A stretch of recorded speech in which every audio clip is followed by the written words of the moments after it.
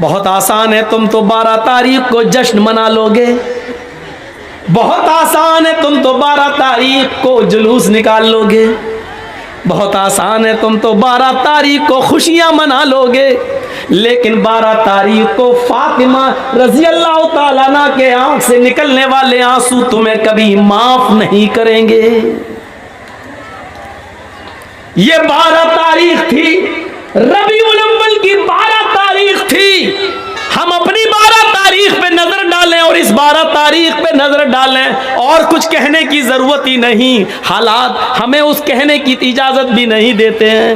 میرے بھائیوں سنو کیا کہتی ہیں فاطمہ، وا کر بابتا منا جا برب بندہ، ہائے میرے ابو، آپ کو آپ کے رب نے بلایا اور آپ چلے گئے، آپ نے اس کی دعوت کو قبول کر لیا، یہ بھی نہیں سوچا کہ آپ کے چاہنے والوں پر کیا بیتے گی، یہ بھی نہیں سوچا کہ آپ کے چاہنے والوں پر کیا گزرے گی، کیا گزرے گی۔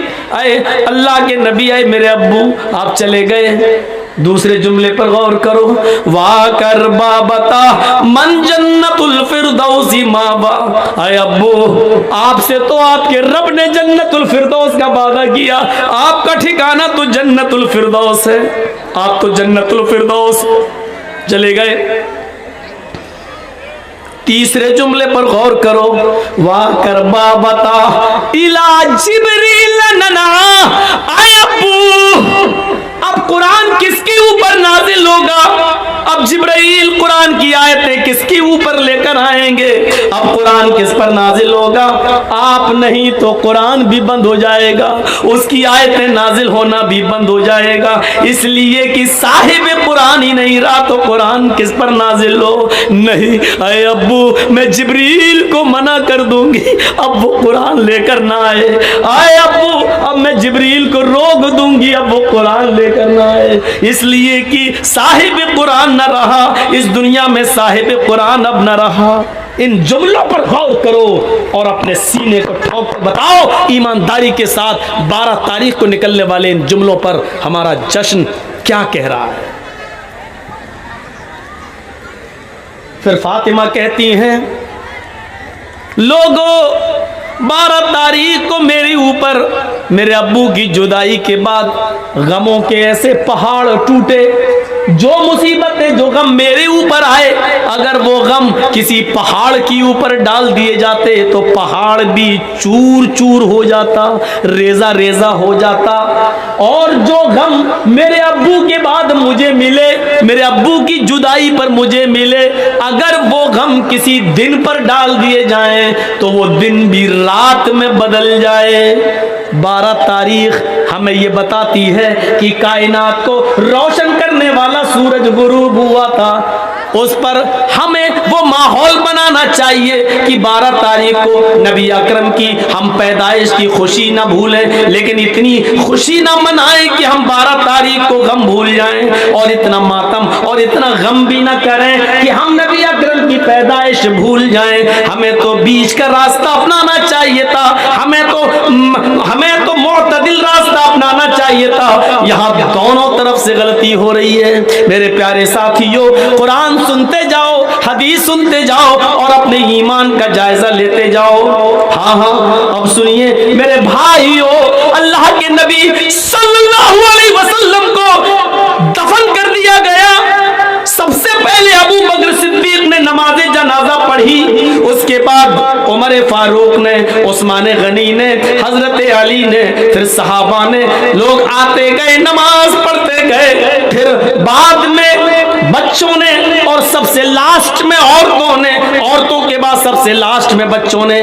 میرے بھائیوں، لیکن آپ کی جنازے کی نماز کسی نے پڑھائی نہیں ہے، لوگ اس حجرے میں آتے تھے، پڑھ کے نکل جاتے تھے، پورا دن اسی میں گزر گیا، پوری رات اسی میں گزر گئی۔ کچھ لوگ ایسے تھے جو دور سے آئے، اللہ کے نبی صلی اللہ علیہ وسلم کی بیوی سے کہنے لگے، امی عائشہ ہم رات میں پہنچے ہیں، دور کے رہنے والے ہیں، ہمیں نبی اکرم کا چہرہ دکھا دو۔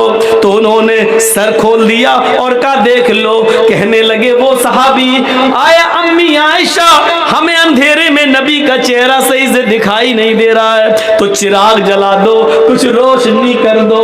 تو حضرت عائشہ کہنے لگی، اے محمد کے ساتھیو، میرے گھر کی اتنی انسلٹ کیوں کر رہے ہو؟ میرے گھر کو اتنا ذلیل کیوں کر رہے ہو؟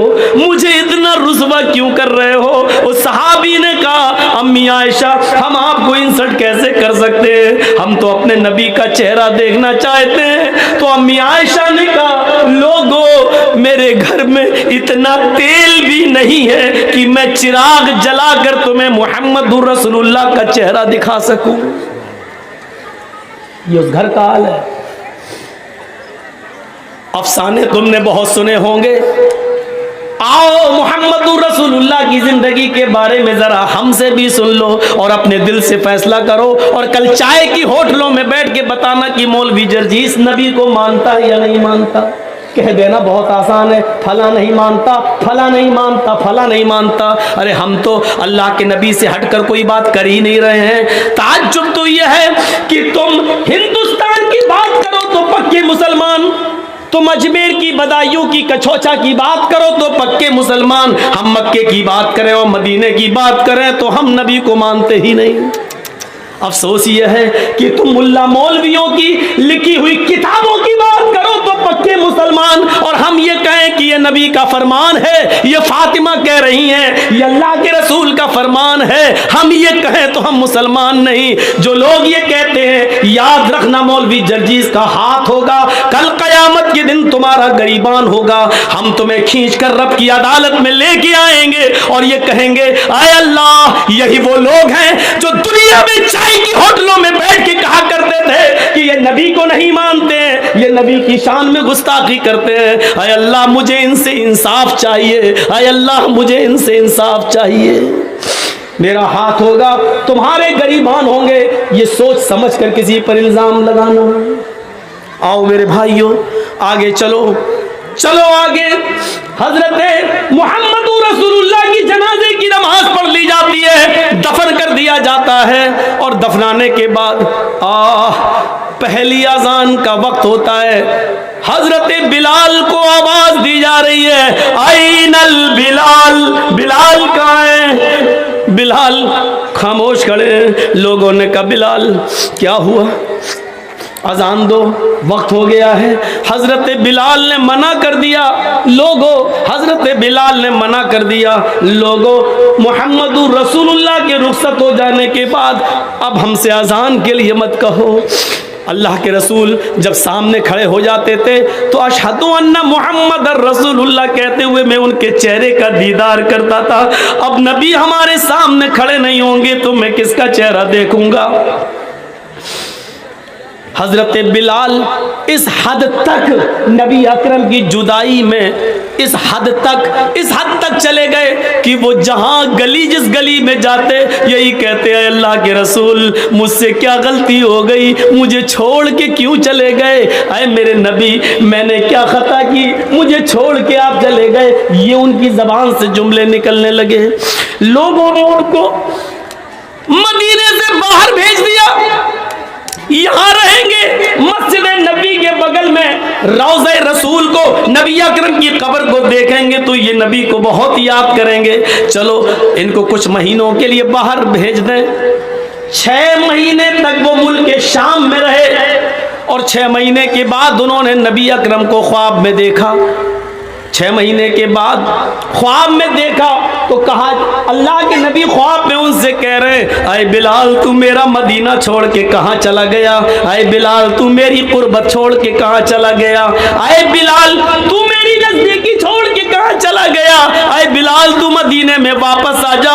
فجر کی نماز پڑھتے ہی گھوڑا دوڑا دیا اور چلنے لگے۔ لوگوں نے کہا بلال کہاں جا رہے ہو؟ کہنے لگے مجھے میرے آقا نے بلایا ہے، مجھے میرے نبی نے بلایا ہے، اب شام چھوڑ کر میں مدینے کی طرف جا رہا ہوں۔ 6 مہینے کے بعد مدینے آئے، مدینے میں پہنچ کر فوراً لوگوں سے پوچھا کہ مجھے محمد رسول اللہ کی بیٹی فاطمہ سے ملواؤ۔ فاطمہ رضی اللہ تعالیٰ عنہا کی شکل محمد رسول اللہ سے اپنے ابو سے بہت ملتی جلتی تھی، بہت حد تک ایک تھی۔ لوگوں مجھے فاطمہ کا چہرہ دیکھ لینے دو کہ ان کو دیکھ کر میں محمد رسول اللہ کو یاد کر لوں گا۔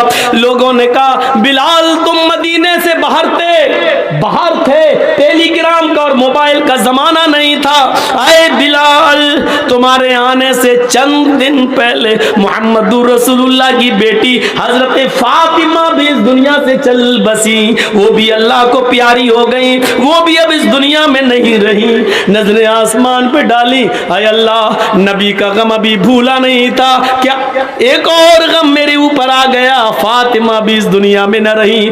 زبان سے نکلا انا للہ و انا الیہ راجعون۔ کسی طرح خاموش ہوئے، باتیں ہوئیں، اور تھوڑی دیر کے بعد اذان کا وقت ہو گیا۔ لوگوں نے کہا بلال مہینے گزر گئے تمہاری اذان نہیں سنی، بلال آج اذان دے دو۔ کہنے لگے نبی اکرم کے رخصت ہونے کے بعد اب اذان کے کلمات مجھ سے نہ دلواؤ۔ ادھر نبی کے نواسے حسن آ گئے، ادھر حسین آ گئے، دونوں کہنے لگے اے بلال جانتے ہو ہم کون ہیں؟ ان دونوں کو اپنے دونوں ہاتھ سے دبایا، تم دونوں نبی اکرم کے نواسے ہو۔ میرے نانا نے کیا کہا تھا، جس نے میرے نواسوں کا دل توڑا اس نے محمد الرسول اللہ کا دل توڑا۔ اے بلال تمہیں اذان دینا پڑے گی آج، یہ محمد الرسول اللہ کے نواسوں کی خواہش ہے۔ بلال رونے لگے، چیخ پڑے اے حسن اے حسین، تمہاری زبان سے نکلنے والے لفظوں کو اور تمہاری خواہش کو تمہارے نانا نے نہیں توڑا تو میں کیسے توڑ سکتا ہوں؟ میں اذان دوں گا۔ وضو بنایا، اذان دینے کے لیے کھڑے ہو گئے۔ وہی اونچائی ہے، وہی مسجد نبوی کا مینارہ ہے، وہی کانوں میں انگلی دی ہوئی ہے، اور اسی جگہ پر اذان کے کلمات بلند ہو رہے ہیں۔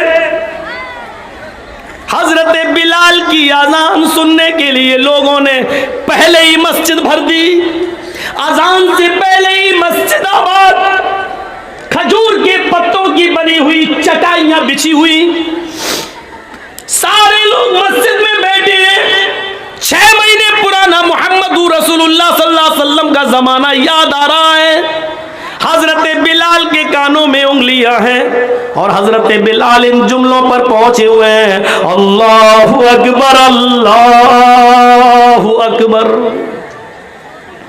جیسے ہی بلال نے اللہ اکبر کہا، کعبے کے رب کی قسم ان جملوں نے نغمہ قیامت برپا کر دیا۔ جیسے یہ جملے نکلے لوگ اپنے گھروں سے اور تیزی سے نکلنے لگے، جیسے یہ جملے نکلے ایسے ہی عورتیں بے قابو ہو جاتی ہیں، وہ بھی اپنے گھروں سے اٹھ کر اوپر چھت پہ چڑھ جاتی ہے کہ آج بلال کی اذان چھت سے سنیں گے تو صاف سنائی دے گی۔ جیسی عورتیں بے قابو ہو کر چھتوں پہ چڑھ رہی تھیں، لوگ دھڑا دھڑ مسجد کی طرف بھاگ رہے تھے، اس وقت بلال ان جملوں پر پہنچ چکے تھے، اشہد ان لا الہ الا اللہ۔ بلال کی زبان سے جب یہ جملے نکلے اشہد ان لا الہ الا اللہ، اس وقت تک پرندے درختوں کے اوپر بیٹھ گئے تھے، گویا کہ پرندے بھی حضرت بلال کی اذان سننے کے مشتاق ہوں۔ درختوں کے پتوں کی جنبشیں بند تھیں کہ شاید آج وہ بھی اذان سننا چاہتی ہے۔ یہ ساری چیزیں بے قابو تھی، عورتیں چھتوں پہ چڑھ کے بلال کی اذان سننا چاہ رہی ہیں، درختوں کے پتے جنبش نہیں کر رہے ہیں، چہچانے والے پرندے بھی خاموشی کے ساتھ بلال کی اذان سن رہے ہیں، اور صحابہ کرام کی آنکھوں میں آنسو ہے۔ نبی اکرم کا زمانہ یاد آ رہا ہے، ایک ایک صحابی کی آنکھوں سے گرنے والے آنسو ہندوؤں نے مسجد نبوی پر کھجور کے پتوں کی بنی ہوئی چٹائی کو بھگو دیا ہے، پوری کی پوری چٹائی تر ہو جاتی ہے۔ حضرت بلال ان جملوں پر پہنچتے ہیں، اشہد ان محمد الرسول اللہ، ابھی ان کی زبان سے محمد کا جملہ ہی نکل پایا تھا، رسول اللہ کا جملہ نہ نکلنے پایا کہ ان کی نگاہ وہیں پہنچ جاتی ہے جہاں جناب محمد رسول اللہ کھڑے ہو جایا کرتے تھے اور بلال سے کہتے تھے کہ اذان دو، اور بلال انہیں دیکھ کر پوری اذان دیا کرتے تھے۔ آج اس جگہ پر نبی اکرم کو غائب پایا، آج اس جگہ پر محمد رسول اللہ کو موجود نہ پایا، پریزنٹ نہ پایا۔ جیسے ان کی نظر اس جگہ گئی اور نبی کو موجود نہ پایا تو غشی آئی، چکر آئے اور بے ہوش ہو کر وہ زمین کی اوپر گر پڑے۔ لوگوں نے پانی کے چھینٹے مارے، بقیہ الفاظ دوسروں نے ادا کر دیے، ان پر چھینٹے مارے گئے، پانی کے چھینٹے مارے گئے، ہوش میں لایا گیا اور کہا بلال نے، لوگوں میں نے تمہیں پہلے ہی کہا تھا نبی اکرم صلی اللہ علیہ وسلم کے انتقال کے بعد اب مجھ سے اذان کے لیے نہ کہا کرو، میں محمد رسول اللہ کہتے ہوئے کس کے چہرے کو میں دیکھوں گا۔ یہ اندازہ تھا، ہمیں سوچنا چاہیے۔ لیکن قبر ان کی بھی ہے۔ فاطمہ رضی اللہ تعالی عنہ کے سینٹنسز پر غور کیجئے، بار بار نہیں دہراؤں گا، ان کو بھی رخصت ہونا پڑا۔ لیکن وہی چیز یاد کریے، ایک طرف انسان ہم اور آپ مر جائیں اور مرنے کے بعد ہمارا حساب کتاب نہ ہو اور مٹی میں ملا دیے جائیں، یہ بہت اچھی چیز ہے کہ اگر ایسا ہو جائے، لیکن ایسا ہوگا نہیں۔